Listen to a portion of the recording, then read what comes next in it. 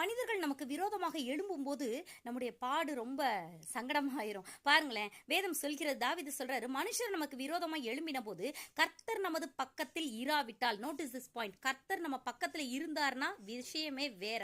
ஆனா கர்த்தர் நம்ம பக்கத்துல இல்லைன்னா, கர்த்தர் தாமே நமது பக்கத்தில் இராவிட்டால் அவர்கள் கோபம் நம்மேல் எரிகையில் நம்மை உயிரோடே விழுங்கி இருப்பார்கள்.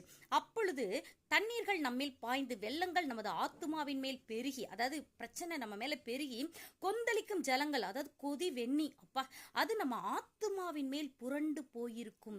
அப்போ கர்த்தர் நம்ம பக்கத்துல இல்லைன்னா இப்படியாக காரியங்கள் நடக்கும் போட்டிருக்கு. மனிதர்களுடைய பேச்சு ஏச்சு அதெல்லாம் நம்மை நொறுக்கி போடும். நம்மை அவர்களுடைய பற்களுக்கு இரையாக ஒப்புக்கொடாது இருக்கிற கர்த்தருக்கு ஸ்தோத்திரம்.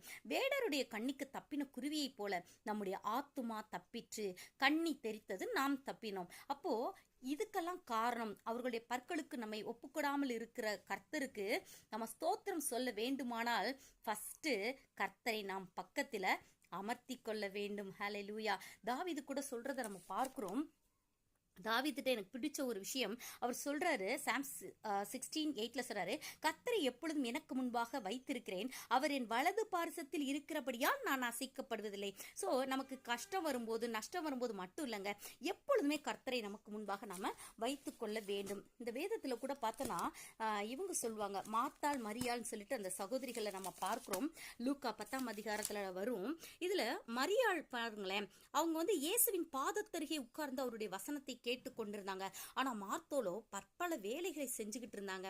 ஆனா ஆண்டவர் சொன்னார் ஒரு விஷயத்த, மார்த்தாளே, நீ அநேக காரியங்களை குறித்து கவலைப்பட்டு கலங்குகிறாய், தேவையானது ஒன்று, ஒரே ஒரு விஷயம்தான் தேவையானது. இந்த உலகத்துல நீ வாழும் காலமெல்லாம் நீ எவ்வளோ பொருள் சம்பாதிக்கலாம், வேலை பார்க்கலாம், நிறைய நல்ல விஷயங்கள், யாருக்குமே கிடைக்காத பொக்கிஷங்கள்லாம் உனக்கு கிடைக்கலாம். ஆனா அதெல்லாம் தேவையானது கிடையாது. தேவையானது ஒன்று, மரியாள் தன்னை விட்டு எடுபடாத நல்ல பங்கை தெரிந்து கொண்டாள். You should select the good portion. இந்த உலக வாழ்க்கைக்கு நிறைய விஷயம் வேணும். ஆனா தேவாதி தேவன் நம்மை உண்டாக்கின சிருஷ்டிகரின் பாதத்தில் அமர்ந்து கற்றுக்கொண்டு நம்ம எப்படி வாழ வேண்டும் என்று சொல்லி வாழ்ந்து அவருக்கு பிரியமாய் அவரோடு நித்திய நிரந்தரமாய் வாழ வேண்டியது முக்கியமான விஷயம்.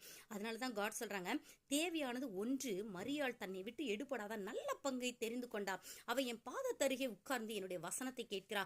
நீயும் வசனத்தை கேளு, அப்பதான் உன்னுடைய ஆத்துமா, உன்னுடைய உள்ளான மனிதன் பலப்படுவான். அதுதான் உனக்கு தேவையான ஒன்றுன்னு சொல்லி காட் சொல்றத பார்க்கிறோம். சோ நாம் நமக்கு அருகிலே கர்த்தரை வைத்துக் கொள்வோம். கர்த்தரை எப்பொழுதும் எனக்கு முன்பாக நிறுத்தி நோக்கி கொண்டிருக்கிறேன் சொன்ன தாவீதை போல, இந்த மரியாளை போல நாமும் வாழ்வோம், வெற்றியாய் சிறப்போம். God bless you.